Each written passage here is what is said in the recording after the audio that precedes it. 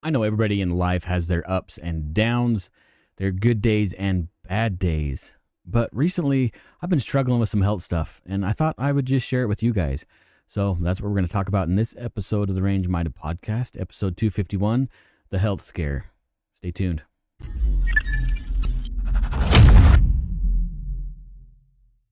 All right, gang, welcome back to the Range Minded Podcast. As usual, it's your host, Steve. And from that little intro you just listened to, hopefully you listened to anyways, that's right. I've been dealing with some health issues, honestly, since GunCon. And I know I've probably alluded to them in the last couple of episodes of things that I've been dealing with. You can probably sound my voice doesn't sound quite the same. It is getting a little bit better, but there was some other issues that had accompanied with it, and it's been frustrating. It's been really frustrating. I'm not going to lie to you. It's been frustrating. So let's just kind of recap it. So after GunCon, my son and I, we drove to GunCon. If you haven't listened to that episode, that's a great episode, by the way, the GunCon experience. And we drove back. Not about probably a week later, I just started developing this cough. And I didn't really think much of it. Summertime, I never really get sick in the summertime. I always get sick towards the end of the year, and I'm assuming it's the stress of the holidays and everything just kind of coming together. So that was the first thing I thought was kind of weird of me getting sick, in August or July or whatever it was. Along with that, I couldn't eat. Now I've been working on some stuff outside. I'm a carpenter by trade, so I just kind of thought, well, maybe because it's been so hot, maybe I just don't have any appetite, so I'll make sure I drink lots of fluids or whatever. So I wasn't eating. I wasn't really drinking probably as much as I should be. And then the cough. So it was like all these things started it just happened at the same time. Well, I would just work through the cough. It wasn't a big deal. 1 week goes by, 2 weeks goes by, 3 weeks go by with this nagging cough. And finally I'm like, I can't, this is stupid. Now, one thing I didn't tell my wife during this time is sometimes while I was coughing, so I'll play video games once in a while, not very often. Actually, this whole time being sick, I haven't really played video games. It's kind of weird. So sometimes when I was playing video games, just kind of unwind from the work day, late at night, I would pass out. I didn't tell my wife these things. I'd be in the middle of playing Red Dead Redemption, and then all of a sudden I would come to, and it would take me a second to register where I was. And I started to realize that this cough is more than just a cough. Because I knew that those pass out spells, or blackout spells, fainting, whatever, I knew that was associated with the cough, because I'd start coughing, and then, the breaker would trip.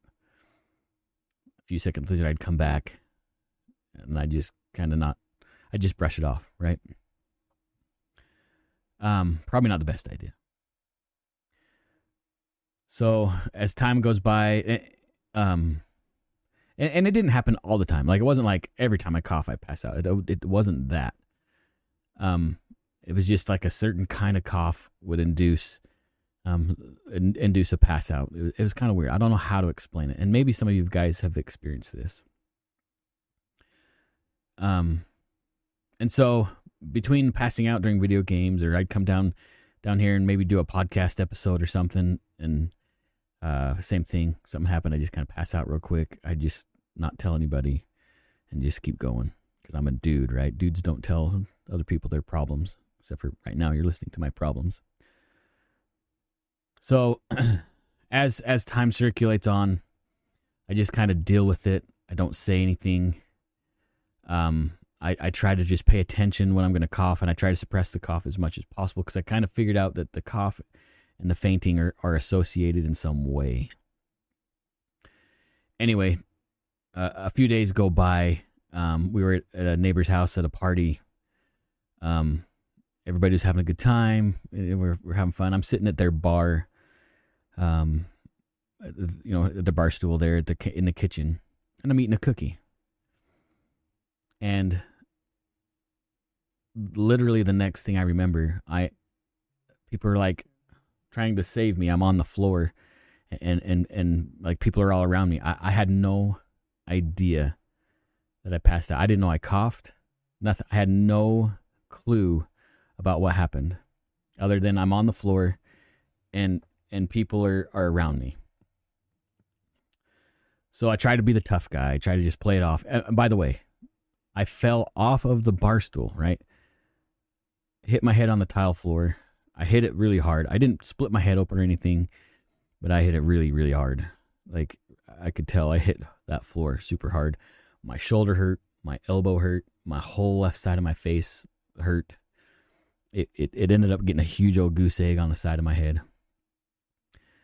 But I'm just trying to play it off, right? Like, I didn't want to. I was really embarrassed, really, honestly, at the party that something like this would happen at the party. I didn't want to be the focus of the attention. It wasn't my party. I just wanted to just try to play it off. But down deep inside, I'm like, this probably isn't good. Luckily, I have a really good relationship with our family doctor. So we're texting back and forth. I said, "Hey doc, this just happened." Well, I guess in the meantime, I did go to the doctor in the meantime. They gave me some cough suppressants. They kind of knew, because I did tell them that we were fainting before, but the extent of that pass out at the party, we'll call it the party pass out, I hadn't been that way. So, and I'd been to the doctor's office. I forgot that part to tell you. I had gone to the doctor's office. I think it was like that previous. So the party pass out was on a Wednesday. I want to say I went to the doctor on a Friday, the previous Friday. Family doctor was out, but the nurses gave me a bunch of stuff. We talked a lot, and they gave me some cough suppressants and stuff, because I did mention that I had some of the video game pass outs. But by that Wednesday night, I texted the doc and I said, "Look, this might be worse than what we're thinking, doc. I just passed out. I hit my head really hard, and I didn't even know what happened." So after a few messages back and forth, he says, "Steve, you need to go to the ER. Just go to the ER." And so, yay. So we did. By the way, this whole time, I hate hospitals, just so you guys know. I hate medication. I hate hospitals. I don't know. I don't hate doctors. I think doctors are good when they're trying to help people. It just seems like every experience I have in a hospital is a negative one. Other than my kids being born. So, I don't know. I just hate the way hospitals feel. And I'm sure some of you guys can relate with that. So anyway, in this meantime, doctor says, "Guess what? You're not driving ever again." That was what it felt like. Anyway, so my wife, we go to the ER. First of all, the hospital's under construction here in Idaho Falls, and it's ridiculous. It's stupid trying to find a place to go. So we went to the wrong emergency. It says emergency on the window, but yeah, apparently it was the wrong emergency entrance, I guess. So we pull up there, and the emergency nurses were really cool, actually. They were a lot of fun. In fact, we had a lot of good conversations about self-defense and self-defense tools, and it was good. It was actually a good experience. And when I get a little nervous or scared, my defense mechanism is humor. So we had a lot of jokes and had a good time, because I knew sometimes being in emergency rooms is probably not the funnest. So I tried to give them the best experience possible. We had a good time. It was fun. So at the hospital, at the ER, obviously they draw my blood, which I hate. I hate needles with a passion. But I was a big boy. I didn't even pass out when they pulled a bunch of blood out of me. And obviously they checked for every possible thing it could be. They checked for COVID. They checked for every malaria. I don't know. They took a ton of blood, and they ran, I think, every possible test they could think of. And they all came back negative. Like, no COVID, no whatever. None of whatever it was is what it was, right? The test came back negative. They weren't sure how or what the cough was from. They still don't know if it's viral or fungal or whatever. They don't know.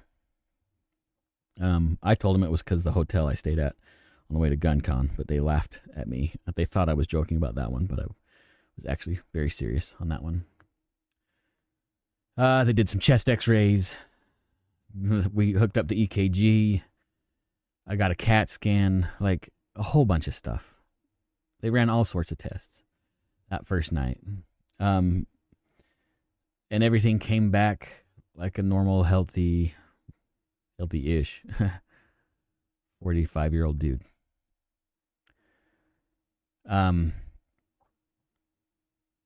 But the doctor, I happened to, the ER doctor was in there. They were going to send me home. Like, we can't find anything wrong with you there. I don't know if there's anything wrong with you. Obviously, there's something wrong with me, doc. I passed out and hit my head. He was just going to send me home, and then all of a sudden, I passed out in front of him, and I remember coming to, and the look on his face was priceless, actually. He realized that I wasn't full of shit, that there's something wrong. And he's like, well, I think we'll keep you in the hospital tonight. Well, gee, thanks, doc. That's probably a good idea, considering I told you there's something wrong and I don't know what it is. His face was actually pretty funny. For an ER doc, it was like he's never seen anybody do this before. And actually, it sounded like he'd never seen anybody with whatever I have before like that. So we spent the night in the hospital. First night in the hospital. Again, they had my heart hooked up to the heart monitor. Nothing was really crazy. I probably did pass out a couple times. Honestly, I don't remember. I probably did pass out a couple times that first night in the hospital. And let's see, my dogs are, I don't know if you can hear my dogs or not, but we're going to keep going. So I got to speed it up too. This story is going to take too long. Needless to say, they ran all the tests they need to run. They what do they call that when they, like when they do the babies, they image the babies, the same kind of thing. I can't think of the word. They did the same thing to my heart, and everything was fine. There was nothing wrong with my heart. There's nothing wrong with my lungs, other than whatever fluid was in the lungs. Everything is fine. Like, they couldn't find anything wrong with me, which, honestly, I spent 2 or 3 days in the hospital. Honestly, that time period, I was like, at least tell me there's like cancer. I don't care. Give me some answers, because I would rather have some kind of answer than no answer whatsoever. I was really, really, really frustrated. And my wife was really frustrated. She's a saint. She's an amazing woman, by the way. So, I don't know if you guys have ever really spent time in the hospital. You're hooked up to the fluids. By the way, I was really dehydrated that first night. They stuck I think it was like 3.5 liters of fluid in my veins because I was really dehydrated, which didn't help the situation. Plus, I already have my blood pressure is always high anyways, so that was kind of freaking them out. So between dehydration, high blood pressure, and random passing out spells, I was a fun patient. Anyways, like I was saying, in the hospital, this is gonna be a little personal for you guys, but it's all pertinent part of the story. Because I'm hooked up to all these machines and tubes and everything, taking care of business is a little bit, if you know what I mean, is a little bit more difficult. So they give you a jug basically, so you just do what you got to do in the jug type of thing. But that day 2, morning 2, I think, I felt really good. I was like, man, I think we're going to go home. It's going to be nice. The nurses were coming in and says, look, can I just have to go to the bathroom. I have to. Like, I don't want to pee in a jug anymore. And the nurses were, sure, let's go for it. I think you're okay. And I felt great. I did. I felt fantastic. So I get up. I make my way to the bathroom. There's 2 nurses close by. They hadn't walked out of the room yet, but they probably felt like, well, let's just double check. Well, I didn't even make it all the way into the bathroom and passed out. And I hit the ground exceptionally hard. I don't know if you know, like in the showers in those bathrooms, they have the little shower seats and stuff that fold down so you can wash yourself in those hospital bathrooms. Well, I'd fallen backwards into one of those folding chairs and made it. It was bad. Like, I don't think it necessarily drew blood, but it definitely took skin off my back. And anyway, long story short, I stayed the night as a fall risk in the hospital, which makes me feel so good that a dude that is very independent and always has been kind of stuck in almost felt like caged, right? Like I couldn't be trusted. Very emasculating, I guess is the best way to put it. A very independent dude that's always been independent since a child, and I can't even take care of the basic necessities of human life. Very frustrating. Anyways, as this time has progressed, like I said, I got to speed up the story because there's still so much left. So I get out of the hospital. Finally, I spent another night after that one. I think that was my last night in the hospital. They were really worried that I'm guessing they thought I was going to sue the hospital. So I don't know. It didn't matter. It wasn't their fault. I passed out. We get home. I talk to my doctor. I'm on a myriad of medications. Most of them pretty mild, like Mucinex and heartburn pill, because they kind of think the fluid may be aspirated because of my heartburn or acid reflux, right? So if you got acid reflux, dude, you got to take care of it because it can cause problems. If that's what the problem was from the fluid in my lungs, then it was definitely preventable. But they still don't know for sure. But like right now, as I'm recording the show, it's the 15th of August. Like they have me on this I still can't drive. I'm not allowed to drive anywhere. I can't go to work because I might pass out. You can imagine driving down the road or something and passing out, or using a power tool and passing out. Obviously, that it's just not an option right now. So they have right now they have me on this medication that's actually used, I think he said, for stroke victims. I don't have a stroke. I'm not having a stroke. I don't think I have a stroke or susceptible to a stroke. But it's to help help the communication between the nerves and the brain is really what it boils down to. Because what they're believing is the cough induces some kind of a nervous reaction between either the heart or the vagal nerve, and it trips that breaker, and I go out. As of today, as the 15th of August, it's 2:00 p.m. as I'm recording the show. I haven't passed out today. I did pass out last night, which sucks, but it is what it is. But as of today, now this medication makes me feel super funky, super weird. I don't even know if what I'm saying makes any sense. I'm not lying to you. This medication makes me feel really weird. I really don't know if I'm even speaking coherent sentences. But as of right now, everything is fine-ish, I guess. Why do I want to share this story with you? First of all, because you're my friends. And I want you guys to know.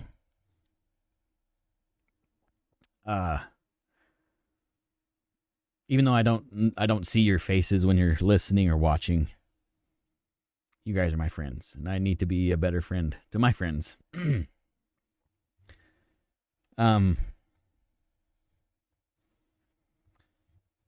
Because I've been unable to work, I'm under a lot of stress. So, take that for what it is. I'm not suicidal or anything. Don't think I'm going to self-harm or anything. That's not what it is. Just, if you guys have ever been out of work with a lot of hospital bills coming due, you understand what I mean. When I'm under stress, that's what I mean. If you have ways to help, that'd be great. Honestly, you don't have to. I'm not asking for money. I'm not begging for money. If you want to help, that's cool. If not, that's cool. I did set up, and I talked about it before. I set up some sort of a GoFundMe for the podcast because I need to update equipment. I want to update some equipment, and that was the purpose of that GoFundMe. So that's available if you feel like it. Anyways, that's the show. That's just a short show. I just thought I'd bring it up to you guys. Let you know that I love you. I care about you. And that freedom isn't free. And sometimes we have to be humble and teachable too. Love you guys. Thanks for watching.